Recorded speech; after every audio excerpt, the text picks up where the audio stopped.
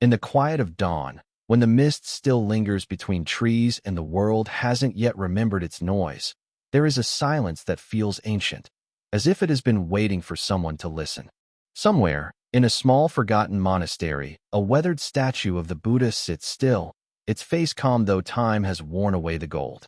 Beneath that serene smile lies something we, as a world, have almost forgotten, a wisdom not meant to be worshipped, but to be lived. We often think of the Buddha as a symbol of peace, as the gentle figure on a meditation poster, or as a decoration placed on a shelf to remind us to stay calm. His image has become global, yet strangely, his message has faded. People speak of enlightenment as if it were a mystical light, of meditation as if it were just relaxation, of karma as if it were destiny. But what if the true teachings of the Buddha were never lost, only forgotten in our minds?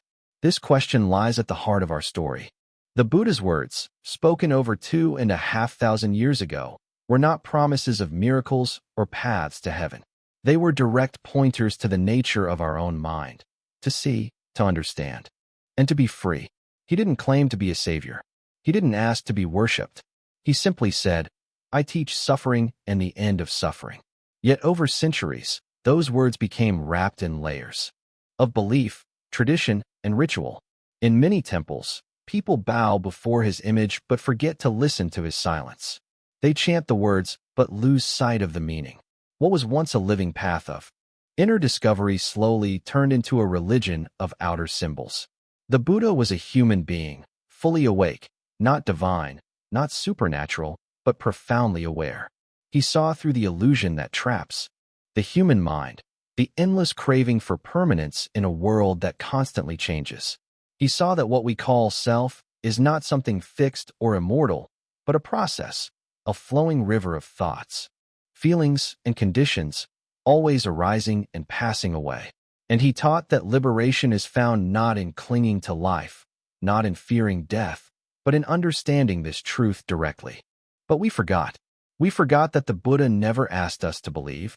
He asked us to see, to observe our minds as they are, to witness the birth and death of every thought, every emotion, every sensation, without calling them me or mine. He offered a path of insight, not of blind faith. He offered freedom, not comfort. And yet, through the centuries, comfort is what we began to seek.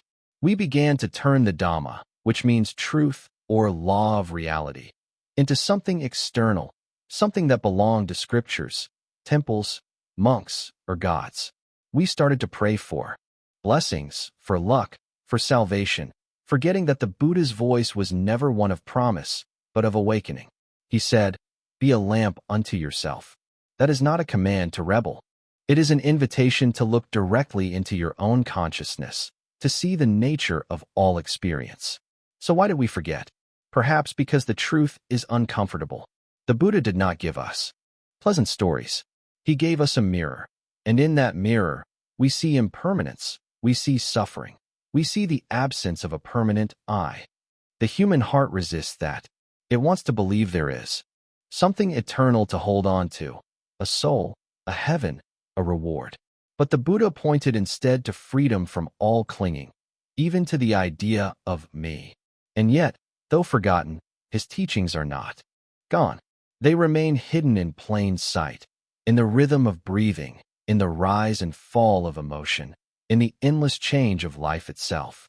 Every moment you watch your thoughts without grasping, every time you let go of anger instead of feeding it, every time you see your pain as impermanent, that is the Buddha's path alive again. The lost teaching is not in some hidden scroll buried in the earth. It is not in ancient ruins or secret mantras. It is in our awareness, silent, simple, waiting. It whispers through the wind that moves the leaves, through the pause between each breath. Everything changes. Everything passes. Let go. So before we go deeper into what has been forgotten, let us pause and remember. The Buddha's path was never a journey away from the world, but a journey into the heart of experience itself. He did not ask us to escape life, but to awaken within it. The world has changed, but truth has not. The Dhamma does not belong to the past. It is as alive now as it was under the Bodhi tree, waiting for us to see it again, not as worshippers, but as discoverers of what we have always carried within. Because in the end, the teachings were never truly lost. It is only we who have forgotten how to listen. Long before the world called him the Buddha, he was simply a man named Siddhartha Gautama. He walked on the same ground we do, breathed the same air, faced the same confusion that lives in every human heart. In his time, the land was full of rituals and gods, of sacrifices and prayers to unseen powers. People searched the skies for answers, believing salvation could be bought through worship or blood. But Gautama looked not upward, but inward. He turned his eyes away from the heavens and began to study the most mysterious world of all, the mind. He did not seek to become a prophet or a founder of a religion. He sought only to understand why human beings suffer, and if there could be a way out. That question burned in him more deeply than any prayer. He left behind a palace, wealth, his wife and child, not because he rejected them, but because he knew no comfort could fill the emptiness. That comes from not understanding life itself. He had everything a man could want, yet the sight of old age, sickness, and death shook him to the core. He realized that no matter how rich, how strong, or how loved we are, everything we cling to will one day fade. That realization began his journey, not toward belief, but toward understanding. He tried every path that promised freedom, harsh self-punishment, fasting, meditation with famous teachers. But nothing lasted. He nearly died searching for the truth until one night, sitting quietly under a tree beside the river. He stopped fighting. He let go. He turned his mind inward and saw reality as it truly is, rising and falling, appearing and disappearing, without a fixed owner behind it. At dawn, when the morning star rose, understanding bloomed within him. From that moment, he became the awakened one, not divine, but awake to the nature of life. When people saw his calmness and peace, they began to bow. They called him Master, Blessed One, Teacher of gods and men. Yet if we listen closely to his words, we hear something very different. He never asked to be worshipped. He asked to be understood. He said that anyone who truly sees the nature of life sees him. For him, awakening was not something to admire in another. It was something to discover in oneself. He did not preach to create followers. He spoke so that others might awaken as he did. Imagine sitting with him, not as a disciple, but as a friend. He would not speak of miracles or demand faith. He would ask questions. What is it that you call you? Where does a thought come from? Where does it go? His teaching was not about what to believe, but how to look, how to see clearly. He compared his words to a raft, used to cross a river. Once you reach the other shore, you do not carry the raft on your head, you let it go. His teachings were tools for freedom, not objects of devotion. But over time, people began to forget that. The very man who taught freedom from clinging became the object of clinging. Temples grew tall, statues grew bright, rituals multiplied. People began to pray to him as if he were a god who could erase suffering, rather than a teacher who showed how to understand it. The living path of awareness turned into ceremonies and words repeated without meaning. Yet the Buddha himself had warned, do not go by tradition. Do not go by hearsay. See for yourself. His mission was simple and yet radical, to open the eyes of human beings to the truth that liberation is not given by any outside force. It is born from wisdom, from seeing clearly. He taught that peace is not found through escaping life, but through understanding it as it is. Pain, joy, loss, love, all are part of the same river. When we stop trying to control the flow, we begin to understand its movement. The Buddha's revolution was not political or religious. It was a revolution of consciousness. He took the search for truth out of the temples and placed it back into the human heart. He showed that every person, no matter their background, has the capacity to wake up. The truth was not the property of priests or gods. It was the nature of all things. In his time, this idea was almost unthinkable. The world believed that holiness belonged only to the chosen few. But the Buddha sat under the open sky and declared that truth belongs to no one. It is free, like the wind. He spoke with kings and with beggars, with monks and with mothers, and to each he gave the same message: look within, know your mind. That is where freedom begins. And when he taught, there was no sense of pride. His words were gentle, clear, and direct.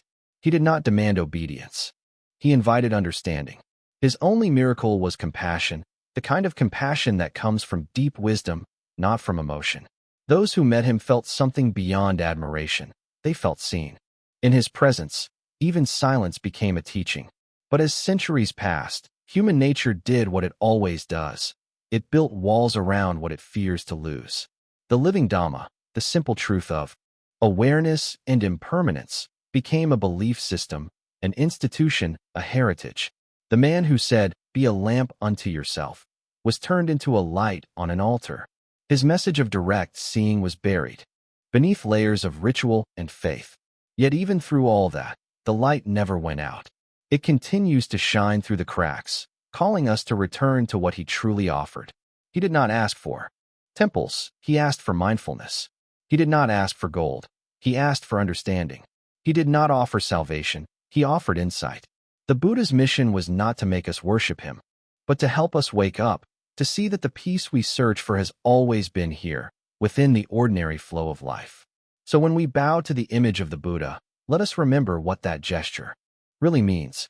It is not a bow to a man or a statue, but to the truth he realized, the same truth that still lives in each of us. The Buddha is not gone. His body may have turned to dust, but his message is alive in every moment of awareness, every breath of understanding, every act of compassion. He is not asking for our belief. He is asking for our awakening.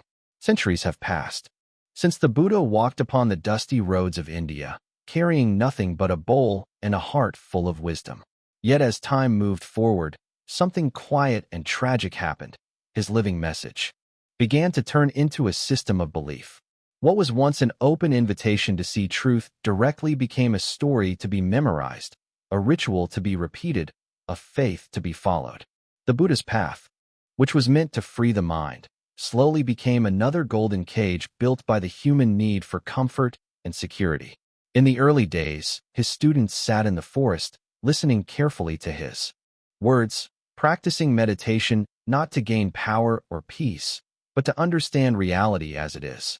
They questioned everything, even their teacher, because he had told them to. He said, "Do not believe something simply because I say it. Test it as you would test gold." That spirit of inquiry, open, direct, fearless, was the fire that kept his teaching alive. But after his passing, that fire began to dim. The human mind, uneasy with uncertainty, began to turn the unknown into doctrine, the living truth into holy scripture. The teachings became rules. Wisdom became worship. People started to decorate his image, to chant his name, to pray to him for blessings and miracles. They forgot that he had taught them not to ask for miracles, but to see the miracle that is already here, the miracle of breathing, of awareness, of simply being alive. The Buddha never wanted followers. He wanted explorers of truth. But slowly, human hearts began to prefer safety over truth, comfort over insight, faith over understanding. When fear rises, people look for something to hold on to, a god, a savior, a promise. That same fear turned the Buddha, who was a teacher, into a distant divine figure, untouchable and perfect. His words were no longer seen as a mirror to look within, but as a prayer to repeat. Temples grew high, rituals grew long, and the silence of meditation was replaced by the noise of ceremony. The essence remained in books, but the living experience faded in practice. Perhaps this forgetting was inevitable. Human beings are drawn to stories, to symbols, to comfort. We turn the formless into form because the truth, that everything changes, that nothing can be held, feels too vast for the mind to rest in. The Buddha pointed to the ever-changing flow of life, yet we tried to make him into something that does not change. We turned a living teaching into a tradition we could grasp. In doing so, we made the path easier to follow, but harder to understand. The heart of his teaching was never about worship. It was about seeing clearly. He showed that life is movement, a continuous chain of causes and effects, a stream of experiences rising and falling. He taught that our suffering comes not from the world itself, but from the way we hold on to it. Yet instead of learning to let go, many began to hold tightly to his image, to his name, to the belief that he could save them. We began to search for salvation outside ourselves, even though he had said, "You are your own refuge." Another truth that slowly faded was his teaching on self. He said that what we call I is not a fixed entity but a flow of thoughts, feelings, and perceptions that constantly arise and vanish. He saw that our desire to protect this I, to make it eternal, is the root of all fear and pain. But humans could not bear that idea. They wanted something to last forever, a soul that would not die, a heaven that would stay. And so, they turned his insight into belief, changing a path of discovery into a comfort for the frightened mind. The same happened with the idea of karma. The Buddha taught that karma is simply the natural result of our intentions and actions, not a system of reward or punishment, but a law of cause and effect, like planting seeds and watching them grow. But over centuries, people began to treat karma as fate, as punishment from the universe, as something to be feared or bargained with. They missed the simplicity of his message, that freedom comes not from escaping karma, but from understanding how it works and living wisely.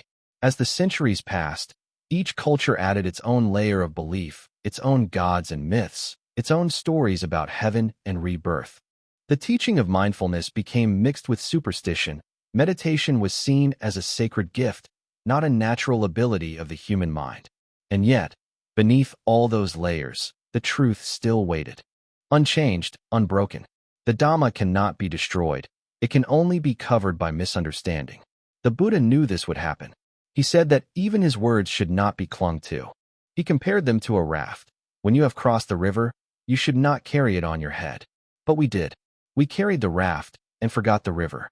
We built temples around it and argued about who owned it, while the water of truth continued to flow silently beneath our feet. Still, not all was lost.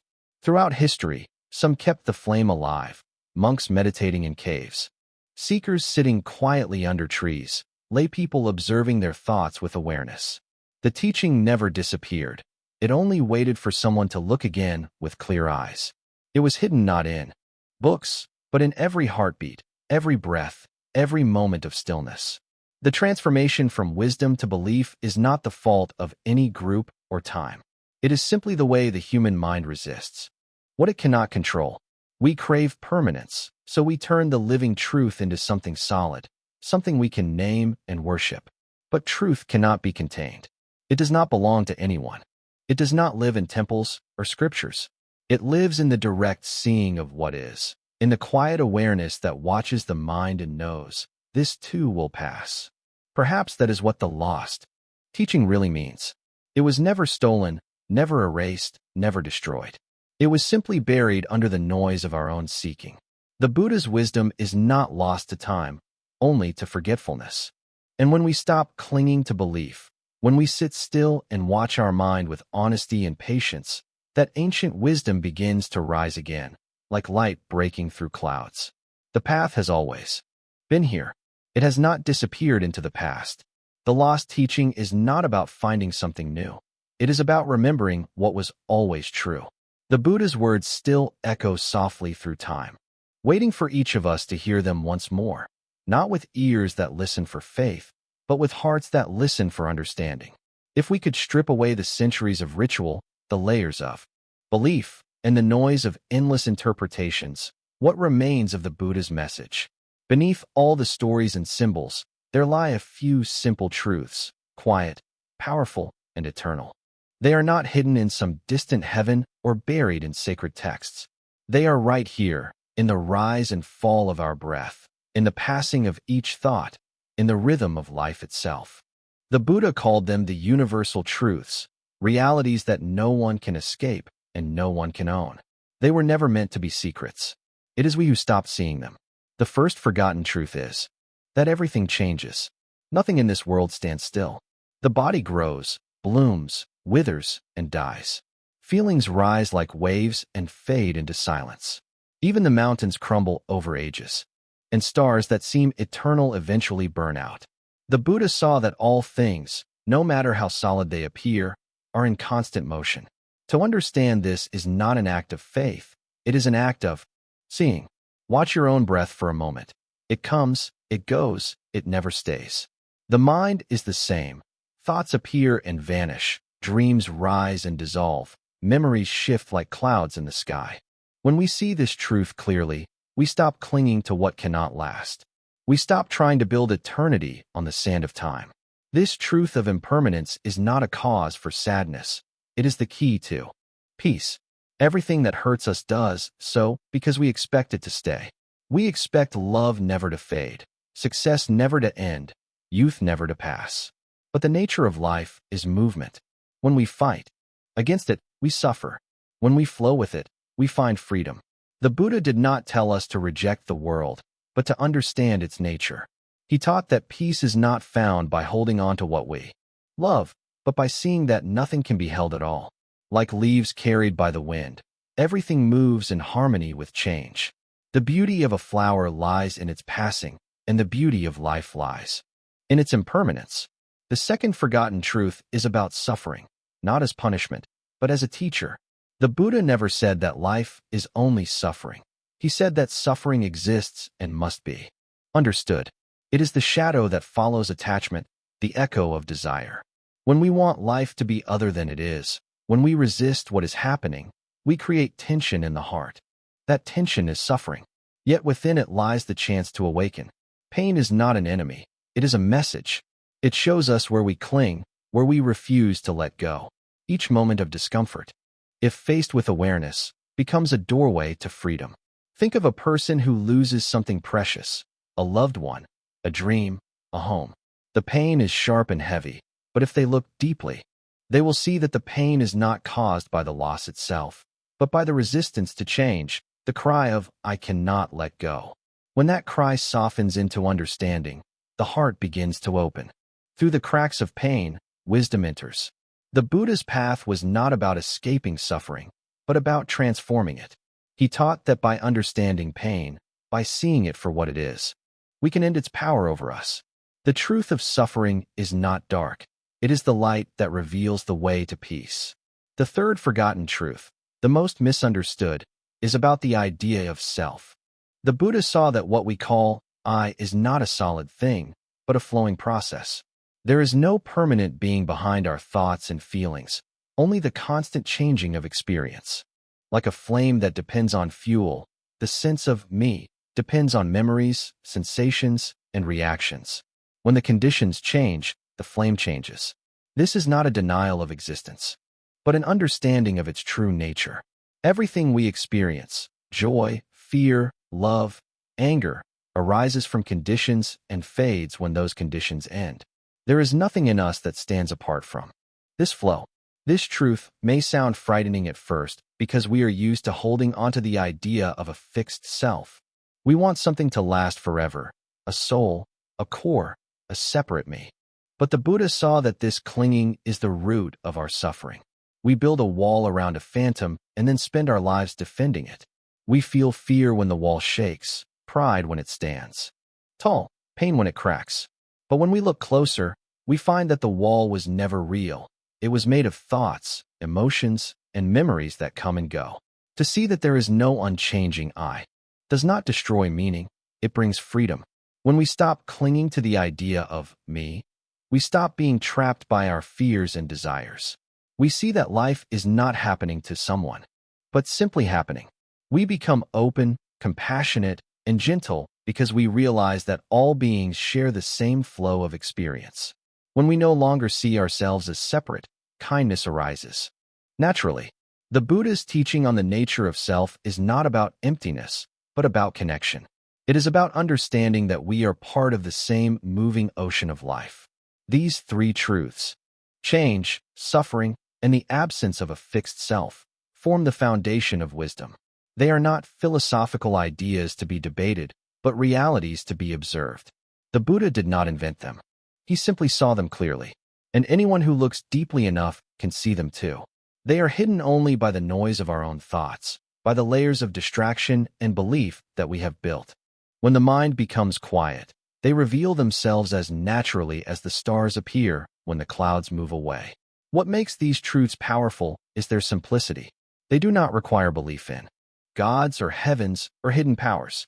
They require only awareness. the courage to look directly at life as it is. Every breath is a lesson in impermanence. Every tear teaches the nature of suffering. Every moment of stillness whispers that the self we defend is just a passing shadow. To live with this understanding is to live in harmony with reality. It is to walk the middle path, not clinging to pleasure, not running from pain, but resting in the clarity of knowing that all things rise and fall, appear and fade, like waves upon the sea. And when we live this way, life becomes lighter. We no longer need to chase what will not last. We no longer need to fear what will change. We begin to see the beauty in the fragile, the peace in the fleeting, the sacred in the ordinary. The forgotten truths were never really hidden. They have always been here, shining quietly beneath the noise of our minds. All we need to do is stop, breathe, and see. When we do, we will find that nothing was ever lost, only unseen. To speak of awakening is to speak of something that words can barely touch.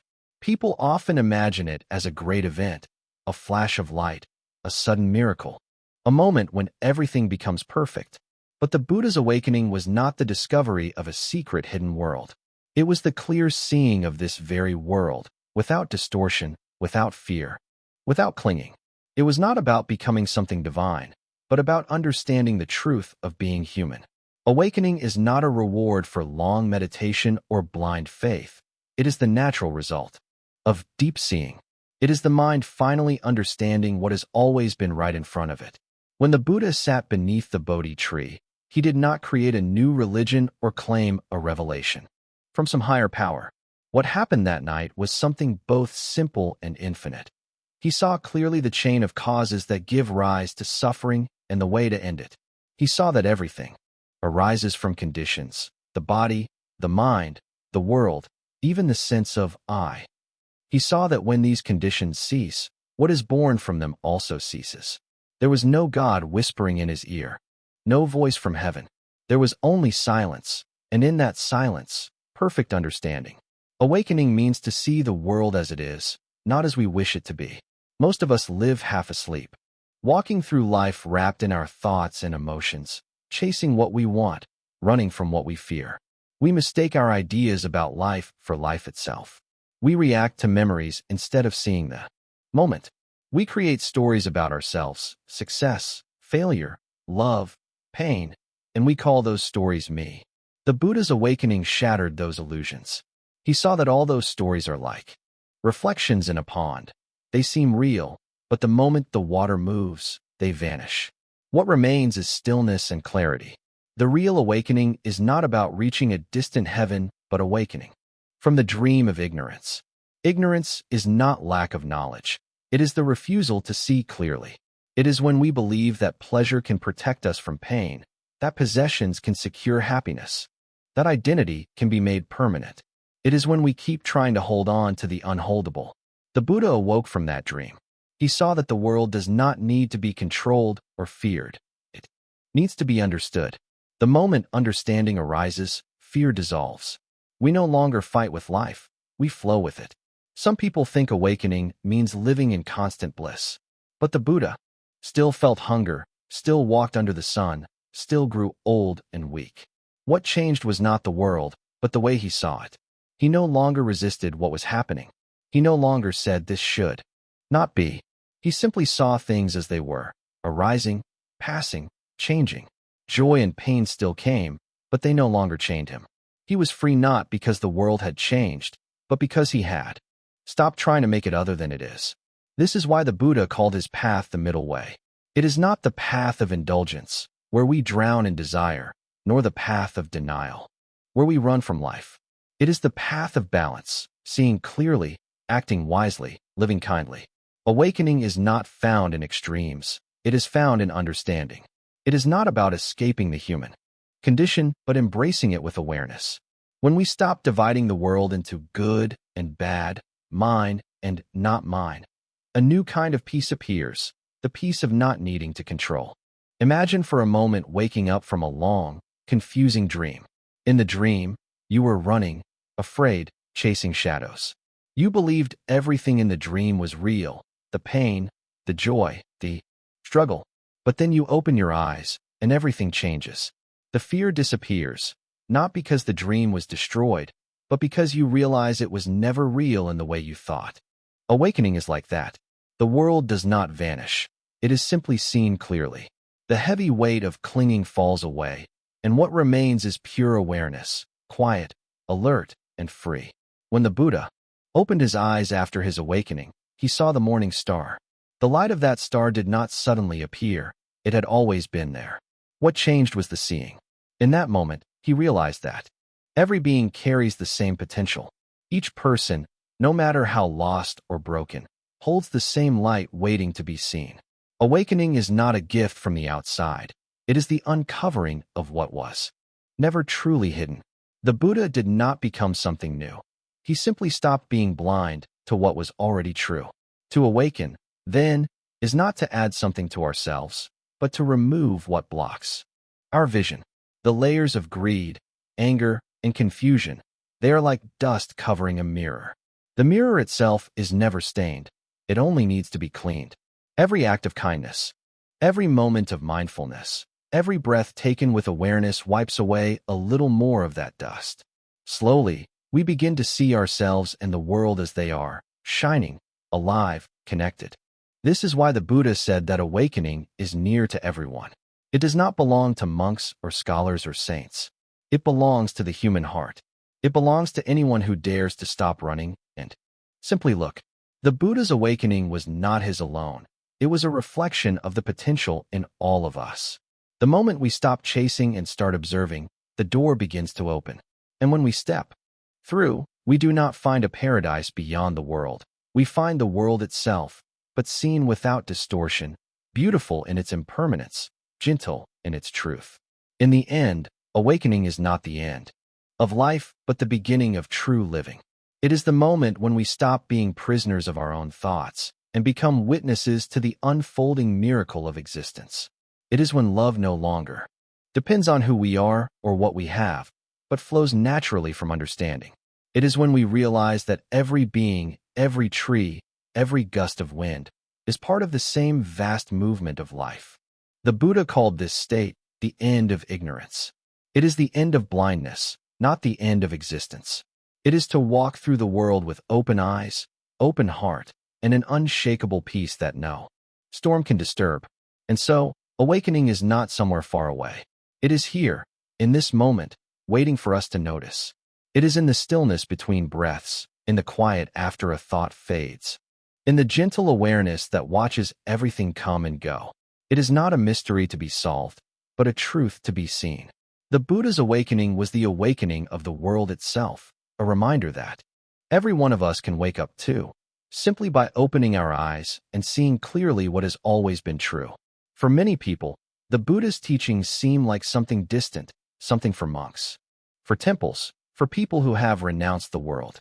But the real beauty of his message lies in its simplicity and its closeness to ordinary life. The path to freedom is not somewhere far away. It begins exactly where we are, in the middle of our routines, our relationships, our struggles, and our quiet moments. The Buddha did not speak to gods. He spoke to people, farmers, mothers, merchants, kings, and he taught them that liberation is not a mystery to be discovered in another life. It is the natural result of living with wisdom, compassion, and awareness here and now. Freedom begins with seeing clearly. When we go through life half asleep, reacting to everything that happens without understanding, we live like leaves blown by the wind. One kind word lifts us. One harsh word breaks us. One success fills us with pride. One failure fills us with shame. But when we begin to watch, to notice what is happening in our minds, we start to see the patterns that control us. We see how craving leads to disappointment, how anger burns our peace, how ignorance blinds us to the truth of things. This seeing is the first step toward freedom. Awareness is like a lamp in a dark room. It does not change what is there, but it allows us to see clearly and act wisely. The Buddha taught that a free mind is a trained mind. Just as a wild horse must be gently guided before it can carry a rider, the mind must be steadied through practice. Meditation is not about escaping life or forcing silence. It is about learning to stay present. We sit quietly, watch the breath, and observe how thoughts come and go. At first, it feels difficult. The mind jumps like a restless monkey. But over time, we begin to notice the gaps between thoughts, the quiet spaces that were always there but hidden under noise. Those moments of stillness are not emptiness, they are peace.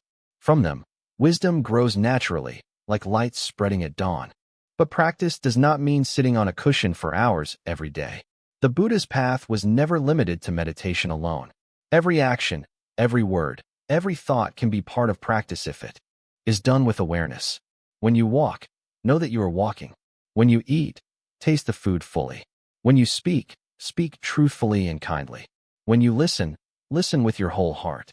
This simple presence transforms ordinary moments into sacred ones.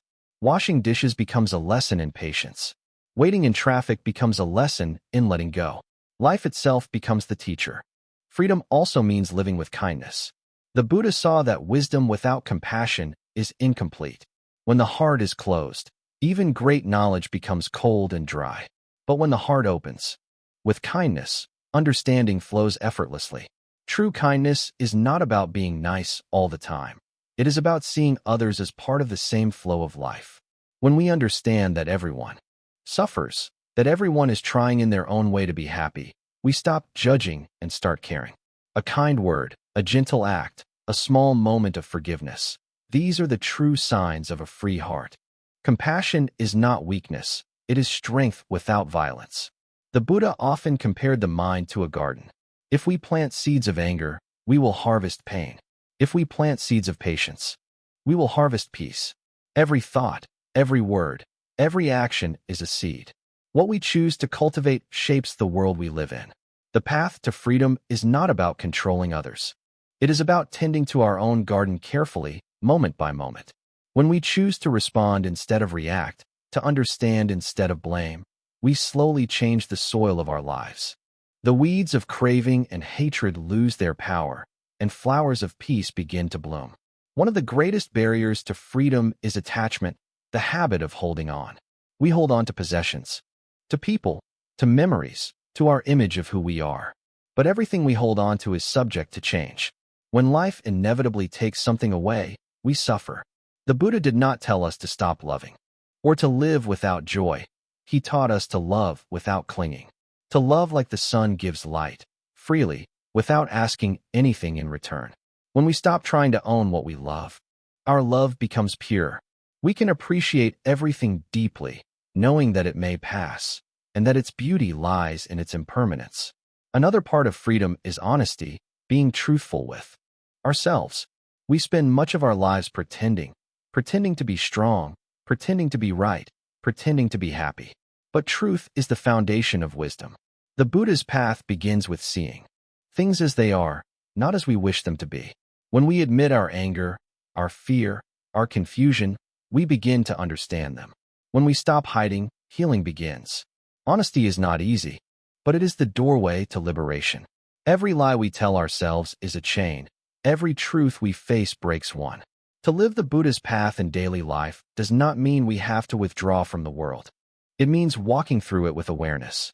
We still work, care for our families, face challenges, but we do so with a calm and open heart. The noise of the world does not disappear, but it no longer controls us. We become like a lake that remains still even when the wind blows across it. We see beauty and pain, success and failure, not as enemies, but as teachers.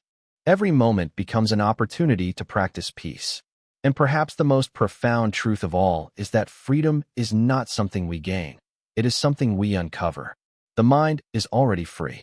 What binds it are the layers of misunderstanding, the habits of craving, and the fears we carry. When these fall away, freedom shines naturally, like the sky when the clouds drift apart. It was never lost, it was only hidden. So the path to freedom is not about going somewhere or becoming someone. It is about waking up to what has always been here. This breath, this body, this world, this moment. It is about living gently, thinking clearly, and acting with love. The Buddha's path is not a set of beliefs, it is a way of being. It invites us to see, to understand, to care, and to live fully awake. In the quiet moments of our lives, when we stop chasing, we might realize that the freedom we have been seeking has always been with us. It is the peace in our breath, the space in our mind, the kindness in our heart. It does not belong to the future or the past. It lives only now. The Buddha's gift to the world was this realization that enlightenment is not a distant dream, but the simple truth of being fully alive, free from illusion, at peace with all things.